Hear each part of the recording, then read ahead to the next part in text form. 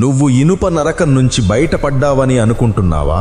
ఇప్పుడు అడవే నిన్ను ముక్కలు ముక్కలుగా చింపేస్తుంది. తప్తసూర్మి మంటల నుంచి ఆత్మ బయటపడుతుంటే ఒక పెద్ద గాలి ఊదినట్టు అంటూ శబ్దం వినిపిస్తుంది. యమదూతుడు ముందుకొచ్చి చెబుతాడు, ఇది అసిపత్ర వనం.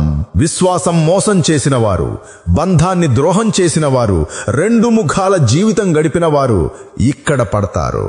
ఆత్మ భయంతో అడుగుతుంది, ఆ అసిపత్ర వనం అంటే ఏదండి? యమదూతుడు ఆకాశాన్ని చూపుతాడు. ఆ ఆకాశం కాదు, అది అసి చెట్లు. రేజర్ కత్తిలా పదునైన మెటల్ ఆకులతో కనిపించే చెట్ల అడవి. గాలి వీచిన కొద్దీ ఆ లోహ ఆకులు కత్తిలా శబ్దం చేస్తూ ఆత్మ వైపు వస్తాయి. ఒక్క క్షణంలోనే ఒక ఎర్రగా మెరుస్తున్న అసి ఆకు వేగంగా ఎగిరి వచ్చి ఆత్మ యొక్క చేతిని కోసేస్తుంది. ఆత్మ అరిచేలోపే మరొక ఆకు అతని పక్కగా దూసికెళ్తుంది. యమదూతుని స్వరం గంభీరంగా మారుతుంది.